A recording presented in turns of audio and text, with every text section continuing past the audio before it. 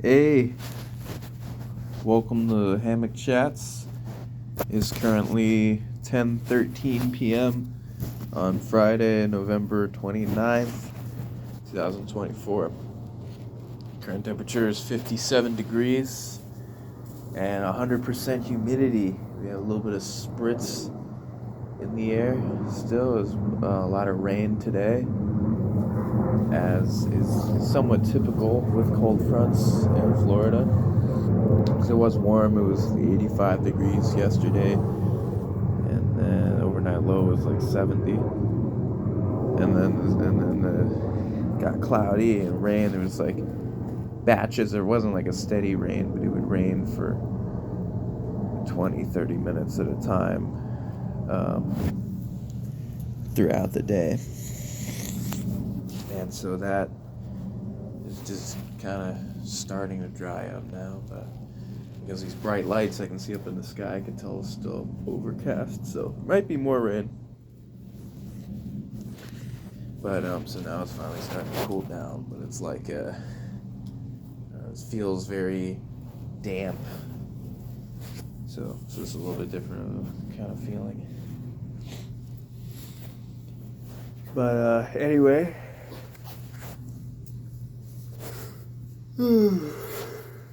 So I did not get a chance to rewatch the last one, so I don't remember quite where we left off. But it wasn't too long ago, so kind of have an idea. But anyway,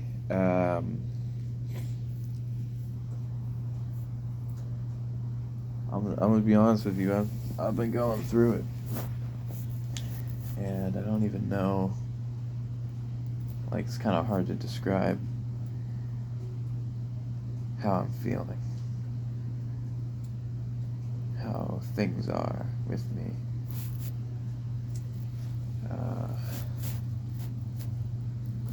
I guess it's just all in my mind, really, and I know that. I'm aware of that, so that's a good first step. But I just don't know what to do about it. Because I feel like it is within my control, to feel good. It is something I'm able to do with these same life circumstances. And what bothers me the most is that I feel like there was a time when I would have been able to figure it out. And I feel like either that window is closed or I'm just not in that part of the cycle right now, if that makes any sense. So that's why I'm just trying to figure out if it's that way on purpose, where there's nothing I can do and I just gotta wait it out, or if there's like something I'm just blatantly missing or misunderstanding. And I don't know. I don't know for sure either way.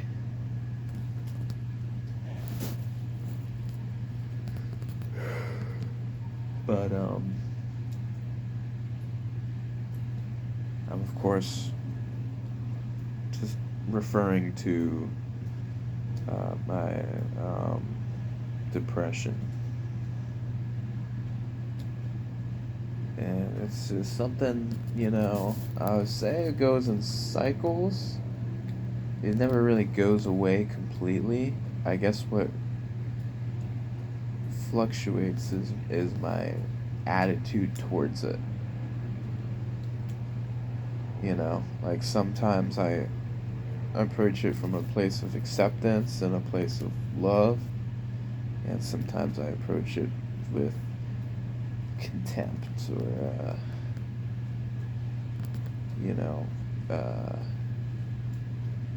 not, whatever the opposite of that is. But, yeah, it's like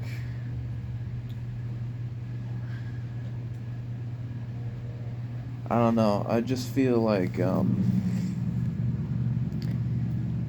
mean, my first instinct is to say it's something external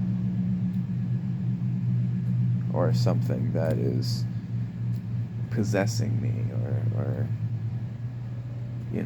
wrestling with me internally. And while that's still a possibility, I feel like another and possibly more likely explanation is that it's all me. It's all the same thing, you know? And it's just some unresolved internal conflict that is finite and temporary. Doesn't have to go on forever. I just have to figure out how to overcome it, and then I'll be over it. That's the feeling that I get. Like, that's what I keep coming back to. But I definitely, for periods of time, think differently than that and think like, oh, this is just forever, and this is just how you can't really see the forest through the trees, But it's very real in those times, and it's like all that is just like encompasses everything, And it's like the same, like I'm the same person, but just with like, I don't know, that's why I say I don't know how to describe it. It's like cloudier or murkier or just,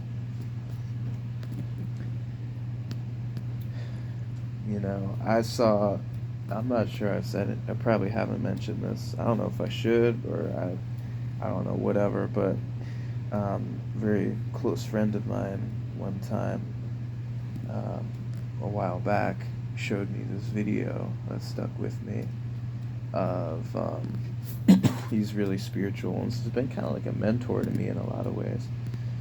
But he knows a lot about that kind of stuff. And he looks at it from a different kind of perspective, I guess, just because of how he was raised. He has a closer connection to Christianity, so that's more his reference points and explanations for things. But I understand the concept. But so he's very into like the spiritual realm, and spirits are all around us and interacting with us and things like that. And so he showed me this video of one time, and it was when he had been struggling himself with some stuff, and life wasn't going the best for him. And so then this one time I saw him, and he just looked better. Like I could just tell he was healthy. Not that he was like a mess before or anything, but I can just tell that he was like, I just seemed like cleaner and just, in a better state.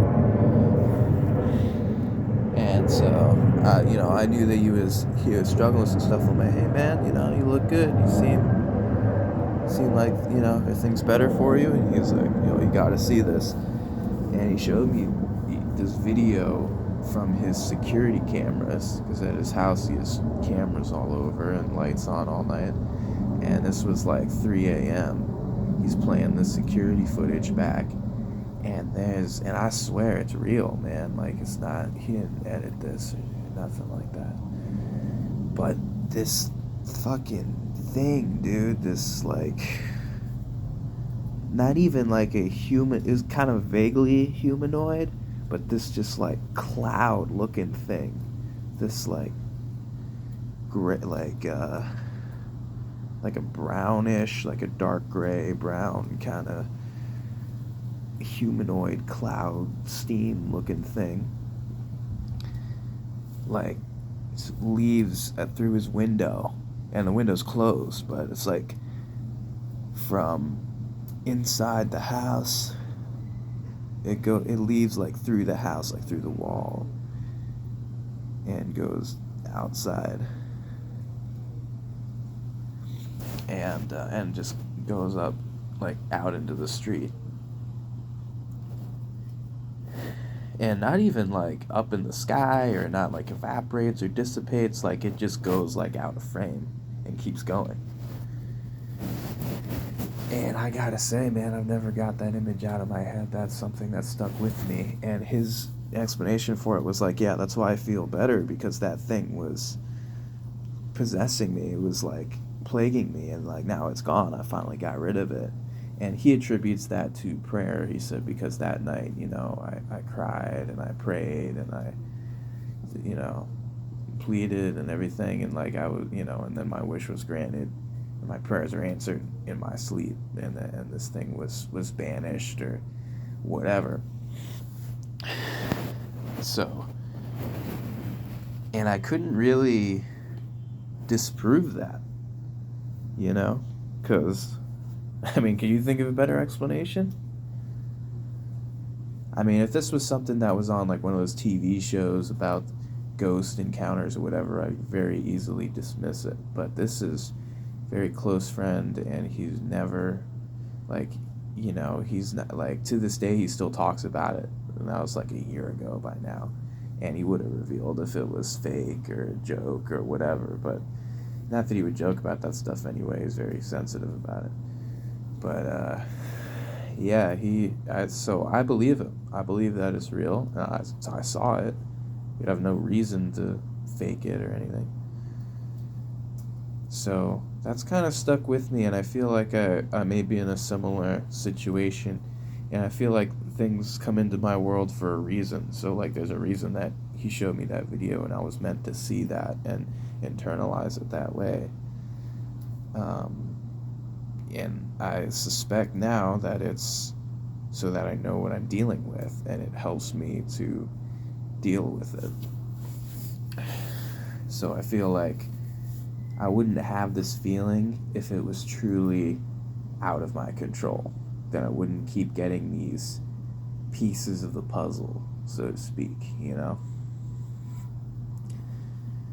So, and it's easy to think of these things as your enemy or antagonist or whatever, but when you're dealing with the spirit realm, you can't really destroy energy, you can only channel it or transfer it or whatever. So if your goal is to get rid of it, then you're going to lose that fight.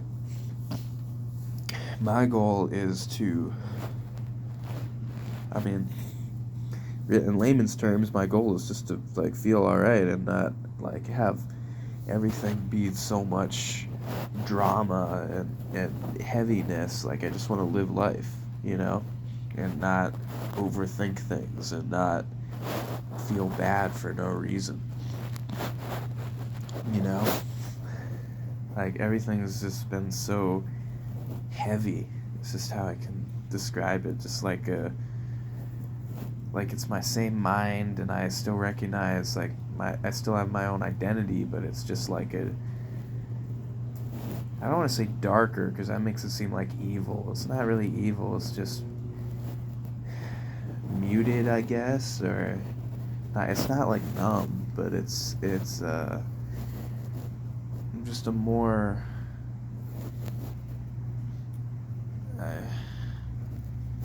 I don't know, just like a lower vibration, I guess. And so it frustrates me because I feel like it's in my control to raise my vibration, and I feel like I may have knew how at one point but forgot because I didn't make it a priority, or it wasn't consistent enough,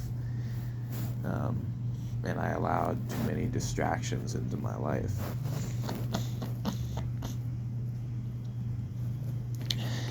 And so these kind of things just compound, really. And that's why I say it's all in my mind, because it really is nothing external. Like the world around me is irrelevant when all this stuff is going on, so it has nothing to do with like anything that's happening in my life or in the world. It really is just all internal. So, and there's some comfort in that, knowing like, well, it's all right then. Like, nobody even knows, so it's not a big deal. But then there's also that like concern, of like, well, shit, how am I supposed to relate to anyone? Like, I can't talk about this stuff, and I don't even want to, because it's like it's not gonna go anywhere. It's not gonna be a productive conversation. Like, how could I? Oh, by the way, yeah, I'm depressed too, and like sometimes I just feel bad for no reason. Oh, cool, man. Like, what do you say to that? So, but I forget where I was going with that originally. There's a few different points I wanted to hit on. I don't think I hit on any of them yet. But yeah, it's interesting. But so I'm not. This is people up by the pool. But yeah, so I'm not sure whether it's a spirit possessing me, or if it's just myself.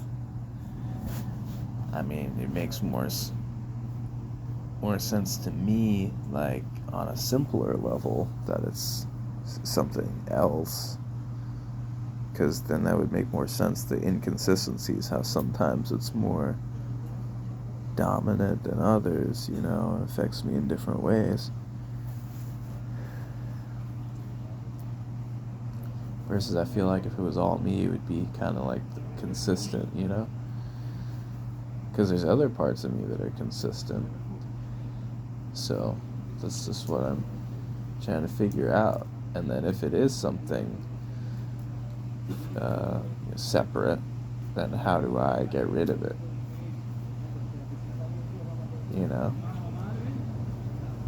And so he says it's from prayer, which, who knows, could be a lot of different things. But I believe in the concept of a prayer. I don't really do vocal prayers that much. I mostly do what I call telepathic prayers, because I believe that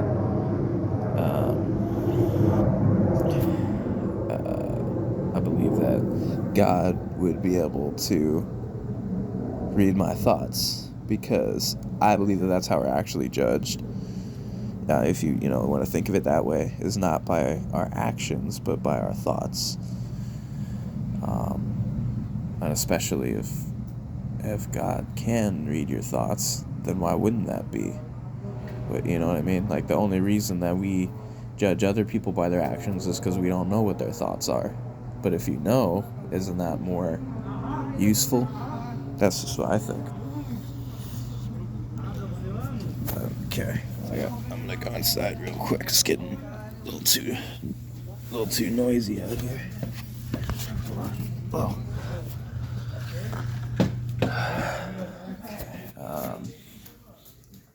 Here, let me come in here.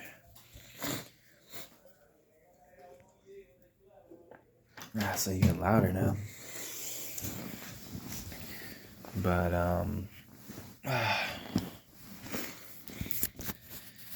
yeah.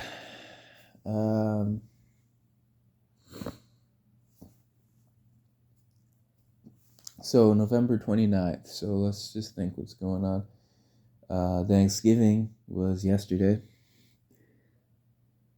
So there's always these kind of and I guess tying back to the same theme as the last time. These holidays have always been like something I've dreaded, because it's like so much. I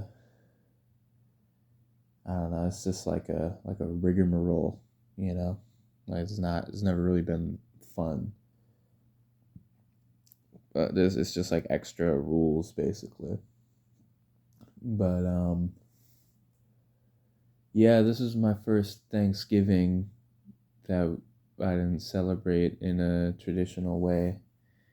So every year up until now, we've had a dinner. We would cook. I mean, the last few years we didn't cook dinner. We just went somewhere that was open.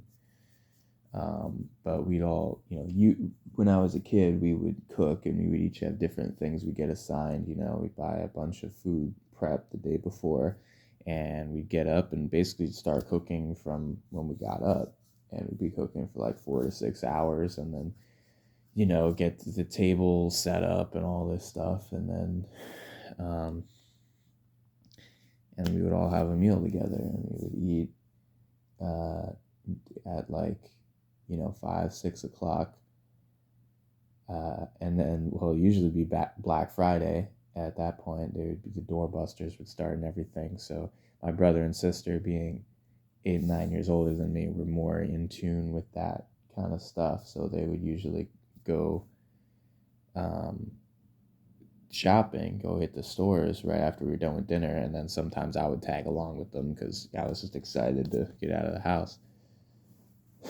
So that's usually been the Thanksgiving tradition. And then,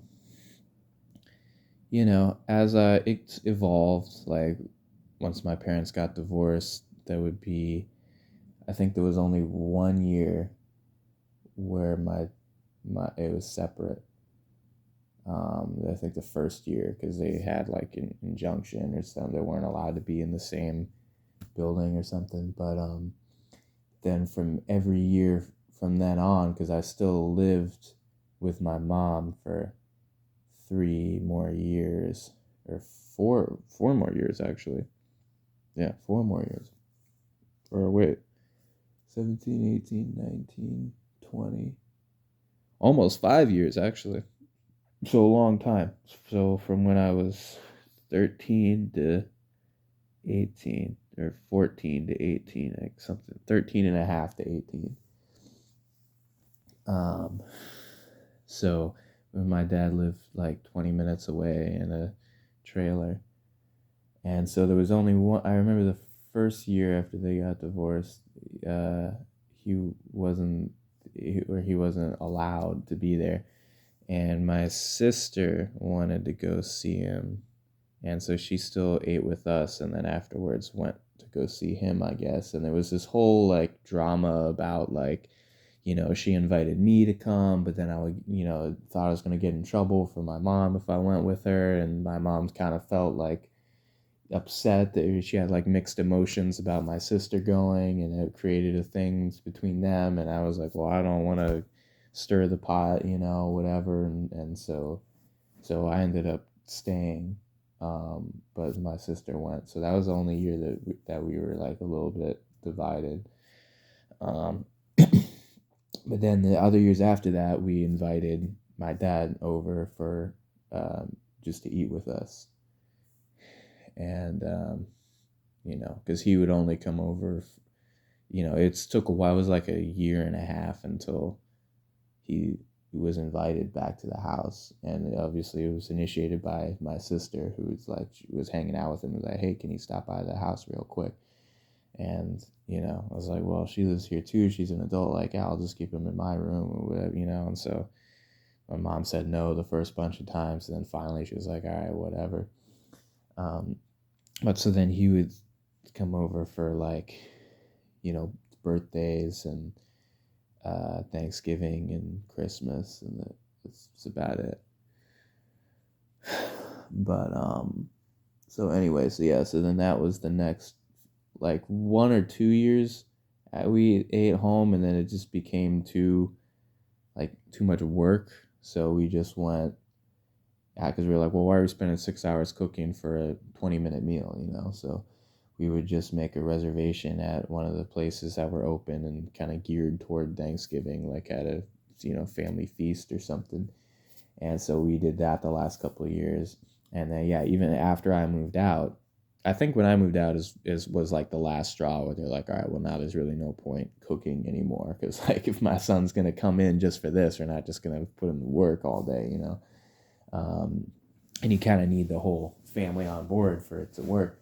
So so then yeah, after I moved out, I would come in every Thanksgiving still, and we would eat together, but we would go out somewhere, and the whole all of us, and then so yeah, right up until last year. So this is the first year that um, we didn't have dinner as a family, and so I was just kind of I was thinking about that, and I was like, man, there's a something to be said about that. And the main reason is because my brother, as I probably talked about on here, he's been struggling with health for the last 7 or 8 years, probably 7.5 years now. He's been struggling with cancer, which he's the last guy on earth I would uh, imagine to get cancer. He's the healthiest guy I knew, and so it's just even more upsetting.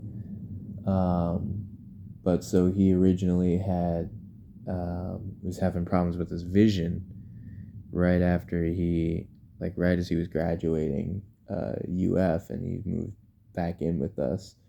He was supposed to come because it was right after the divorce, and he was supposed to come to help out around the house and stuff. And he ended up. He always been very productive, very efficient, and he would just start like lounging around and procrastinating, doing things, and he'd be like, "It's not like you, man. You know what's going on?" And he would just be like fatigued, and and then his eyesight started to go, and he'd always has perfect vision. And so they went to check him out. Like, well, maybe you need glasses, and they're like, "Yeah, glasses aren't going to help. There's something else."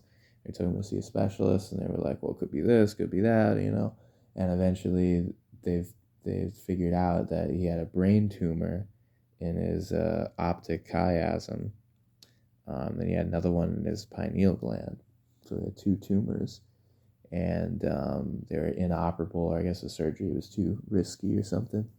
And so he ended up doing radiation for a couple months, and that really messed him up. He lost all his hair and gained a bunch of weight, and he stopped working out, and it was really rough on him. But it did go into remission for a little bit, and then gradually he's tried to go back to his normal routine, started to try to work out again, and go back to work and stuff like that. And he was doing all right for a little bit, but he was never fully back to 100%. Like he still had to wear glasses and still had to like take medications and stuff. But so then about 2 years ago now, I guess, the cancer came back, and this time in the form of spine tumors, or tumors on his spine. So it's affecting his balance and his mobility and coordination, and now he's paralyzed, or he's in a chair. Like he can't stand upright. He can't stand up, and he can't like he's paralyzed from the waist down, at least, probably more than that. And he struggles, to move his arms, and he can't really move his fingers very much. And it's just a terrible way to live. And so I didn't really know how to like process it because it was so sudden too. He was like, one day he just like collapsed randomly, and then he like just wasn't the same ever since. And so it's been getting progressively worse, which I was really hoping you would get better, but they're saying there's nothing that we can really do because you can't handle radiation again, and it's inoperable, and they tried giving him medicines, but there's too many side effects, and then it was hurting other things, and so it's just this. They tried physical therapy, that didn't really work. So he hasn't, I haven't seen him very much because he can't come up to see me. So I would have to go to him, and it's like always just a lot of moving pieces to make that work. But so he has been going back and forth to Jacksonville to the hospital up there because I guess that's where they have the professionals for his specialist or whoever, and they were doing physical therapy. He'd be up there for a week or two at a time, and they'd have to transport because it's a big problem for him because he can't go like in cars or anything. So he has to get specialized transport, and it's this whole ordeal that he has to go through anytime he has to go anywhere. And so yeah, so he is in Jacksonville right now. Um, they had to take him up a couple days ago, and they only have select days available for transportation. So it's like, well, we don't want him to wait and get worse. Like every as early as we can get him in. So so he's up there now. So if he's not going to be at the house, and my sister has a new boyfriend now that she moved in with, so she was having Thanksgiving with him, and then so it was just she's my mom at the house, and so it was her, I guess, her first Thanksgiving alone too, and so she told me the situation, and I was like, well, why don't you just come up here and just hang out with me at least? And so, normally she's not really a very impulsive kind of person. She has to plan things and rationalize things, and so, but she was actually pretty, like, immediately it was like, oh, okay, so, so she came up with me, but then she came up basically on her way to Jacksonville, where she is now, with my brother. He's spending a couple days with him. So we just hung out for a few hours. Obviously the tone is very different than previous years. So I think she's finally starting to recognize me now as an adult and as independent, and all that. Because it's sort of, I understand. I mean, I just can't, like, I know I'm not a parent, so I can't, like, really relate too much, but I understand the concept, of going through, like, because she raised me from birth, and most of her memories from me are as a child, and things like that, and just these sort of natural maternal instincts, that are just become associated with interacting with me. It's like I don't blame her. That's just how the mind works, and so then when I first moved out, there's like denial and all this stuff, and like she would constantly call me and see me and just try to help me and stuff like that, and so it takes a while to like accept that, oh, okay, he's okay, and like he's not coming back either. So, which is a different process, but yeah. So, and especially whenever I would come in, then it would, like, psychologically, it would be like, oh, it's just like back in the day, But so it's a different. Everything's different now, and so I didn't really have a plan. I can't cook, so, and most places are closed. So, she was like, yeah, figure out where you want to go. We were talking about the day before. I was like, yeah, just, let me know when you're on your way. And she was like, well, figure out where you want to go. And so I didn't really have, and especially because of the being depressed and having everything be so dramatic already, I just didn't put any time into planning out a day. So, when she got here, I was just like, well, let's go to Icon Park. It's a place here in Orlando. It's kind of in that iDrive attraction area, so where everything's like, 365 days a year because it's tourist based. And, it's home of the Orlando Eye, and they have the swings and the slingshot and whatever, some rides and arcade and stuff. And then they also have like restaurants and bars and vendors and things like that. So yeah, let's just go there and walk around, and some things are bound to be open. Some of them were closed, but a lot of it was open. And so I didn't really have a plan either. But we ended up parking and then walking around, and um, stumbled into this restaurant that I had heard of before but never actually been to. And so we went there, and I had no idea what it was or what the menu was or what the place was like. I was like, let's check it out.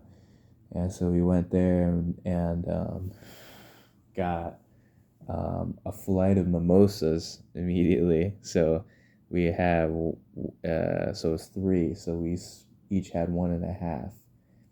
And I forgot that drinking on an empty stomach is a little bit different than not. And they always at the restaurants, because you don't want to eat right before going to a restaurant. You want to be hungry when you're there, but it's also, if you're gonna drink, they bring you the drink well before, sometimes before you even order the food. And it's like, then you got to wait like 15, 20, 25 minutes till the food comes and you can start eating, and then they pressure you into getting refills and so it's just kind of not set up prep. I like restaurants where they already have bread on the table, or you get something like pretty quick, so you can start eating. I don't need to have like a whole meal, but I gotta have some, like a snack at least. But I hadn't eaten anything all day, so I was affected more by it. And so we had those, and then eventually the food did come, and they were out of a bunch of stuff and whatever. But so we had a good time, and my mom like really loosens up when she drinks even a little bit. She's kind of a lightweight, but I have enjoyed the few times that I've been able to drink with her, which is becoming more like casual now. Um, Obviously before I was 21 it was this whole big deal, but now like she drinks when she comes to my place and stays over, and so this time it was like, well, I don't know how it's gonna work, because then she's got to go up to Jacksonville and whatever. But so like, yeah, we'll have a. And then we ended up passing by this bar because we were talking while we were eating, about like, oh, what kind of drinks do you like? What kind of shots do you like? And so then I ended up getting us more at the bar. We got 2 drinks and 4 shots, and that really did us in. So I mean, it was fun. We were just like walking around, pointing at things, laughing at nonsense, and like my mom is a really cool person to drink with, because she just gets like she comes out of her shell. She's more just more carefree, and I really wish she was like that all the time. It's a shame that she's gotta be drunk to be like that, but it's and it's very rare because she's a very guarded person, so for her to even have a drink, it's like gotta really jump through hoops to make that happen. But once she's there, it's awesome. And so that's kind of me too. I mostly just get like sillier and happier and looser and stuff, so it's a good combo for sure. um but yeah, so we didn't really do anything. We didn't like go on any rides or play any games or anything. We just kind of walked around and we like laughed at stuff for a while, and then yeah, and then that was it. And then she went up to Jacksonville, and then I was kind of in a funk already, but I remember I was still pretty buzzed when I got home, uh, and it was still daytime. It was still light out, so that's weird. Like, it always feels weird to be intoxicated during the day, at least for me.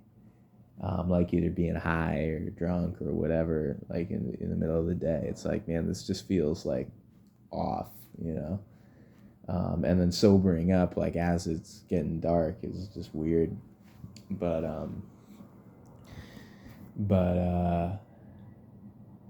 yeah, so I haven't had a drink since that, actually, since with my mom. I haven't drank since then. And that kind of all ties together because it's just these running themes of addiction and depression being so closely tied together. It's like I I feel like it's prolonging this stretch by sort of enabling, sort of validating these feelings or whatever by attempting to counteract it or alter it through substances. And so I find that, like, during these times, especially like if I'm busy, at least that's one thing. Like, that's my go-to, is like just immerse myself in work, or you know things that take my mind off it. But if I don't have that, like in the case of Thanksgiving, where yesterday and today, and really Wednesday, there's nothing work related to do, and that's been my whole world for so long now. I don't have really friends that I can call or go out with. I don't have a girlfriend or a partner. I don't like go to events or like social clubs or anything. So it's like if there's no work, then I'm just kind of here. And so that combined, like if I'm in a healthy state, at least I can get things done, and it doesn't have to be considered like a low point.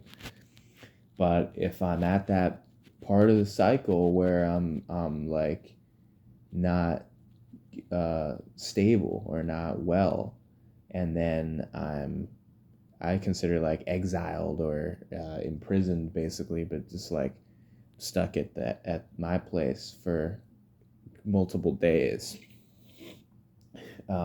It's just not good. It just amplifies it, and then the first thing I do is just get all fucked up, get to an altered state of consciousness.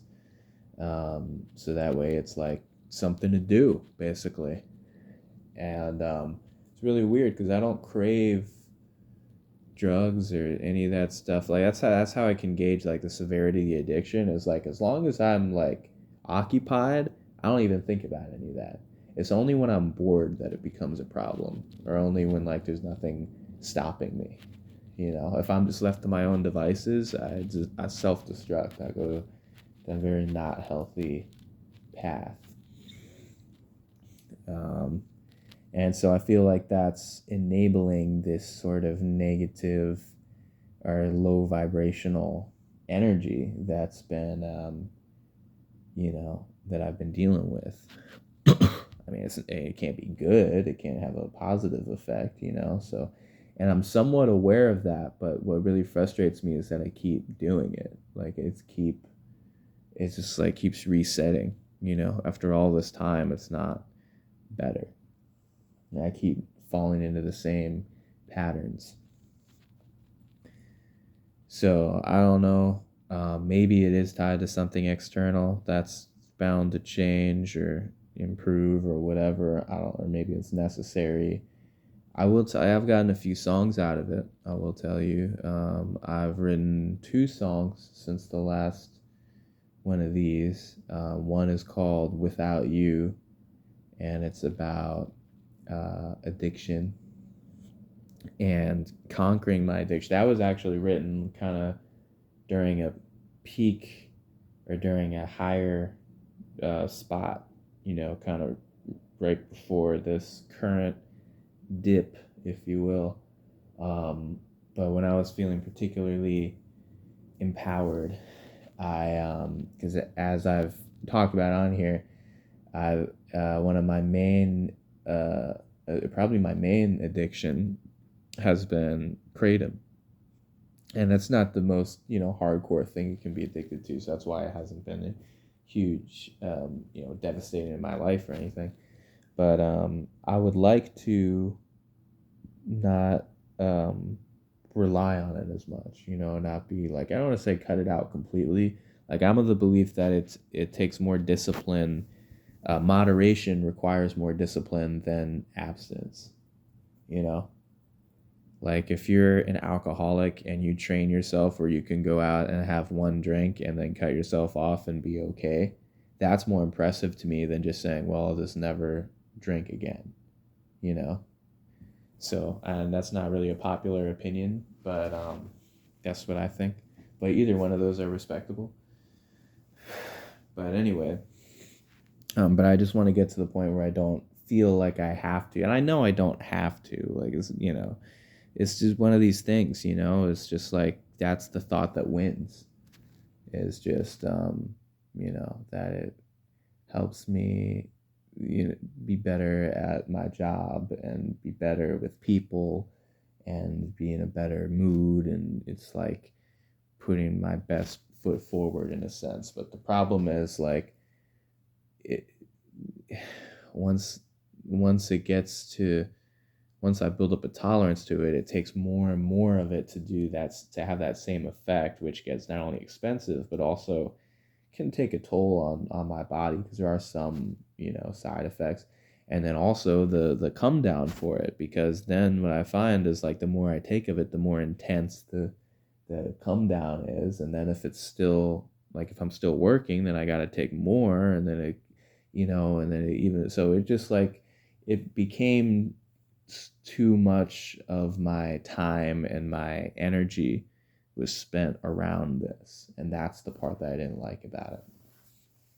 Because so much of my day revolved around, when can I take my kratom, and when am I going to be around kratom, and how can I get more, and when I got to time it just right so it kicks in for this appointment or this, you know what I mean? Like, it's just too, if you got to think about it that much, then it's a problem. um, but so there was a couple of days where I was feeling pretty good naturally, and I was just like, you know what? I really don't need kratom to do my job. Like, I know, I just, I'm so experienced at this point that it's like muscle memory to me. So I made this challenge to myself, like, I'm just not going to have any kratom today. And I had 3 appointments and a meeting and all this stuff. I'm like, I'm going to do everything the same and I'm going to get the same results. Um, and so that day is when I wrote the song, Without You. And it's about without, like, the chorus is like, I'm gonna drive all the miles, I'm gonna get all the smiles, sign them up, close them down, I'm gonna do it all without you. uh, and the pre-chorus is like, in a moment of doubt, in a moment of confusion, in a moment of pain, in a moment of pain, a moment of confusion, a moment um, uh, of doubt, or I forget what it's all about.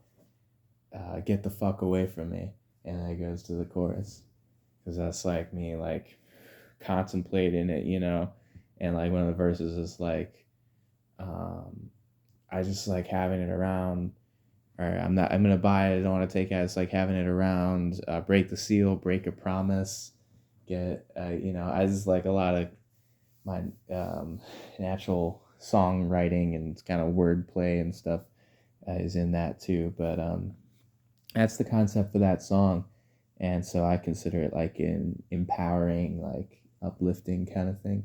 But then the other one that's more recent is called "Take It All," which is some a little more subtle, but also kind of on the nose at times, about like, take all the drugs and take all, like, but it's also, I find most things that I write are have a double or triple meaning. So it's also like, take it all from me, take it all away, like, get it out of here, um, and a few, and then it's also like, take it all, like, take it all with me, you know.